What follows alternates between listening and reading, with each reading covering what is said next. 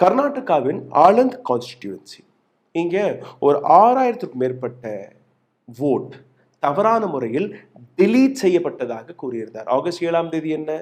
Edition. September 18ஆம் தேதி என்ன? Deletion. 2 குற்றச்சாட்டுமே வெவ்வேறாக இருந்தது. ராகுல் காந்தியுடைய கிளைம் இது ஒரு சென்ட்ரலைஸ்ட் முறைப்படி, ஒரு அப்ளிகேஷன் முறைப்படி இந்த ஓட்டு திருட்டுக்கான ஒரு முயற்சி நடந்தது. ஆப்போசிஷனுடைய இந்த ஸ்ட்ராங்கான அலிகேஷன் ஒரு சிங்கிள் கான்சென்ட் வழியாக இந்த திருட்டு அட்டெம்ப்ட் செய்யப்பட்டது. இதற்கு பதில் என்ன? அடுத்த ஒரு சில மணி நேரத்திலேயே நேரடியாக தேர்தல் ஆணையம் it is a baseless allegation என்று கூறிவிட்டார்கள். Did any inquiry happened? No. Did any probe happened? No.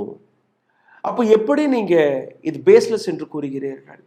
August 7ஆம் தேதிக்காக ஏதாவது இன்வெஸ்டிகேஷன் நடந்ததா? ஏதாவது கமிட்டி ஃபார்ம் செய்யப்பட்டதா? கிடையாது.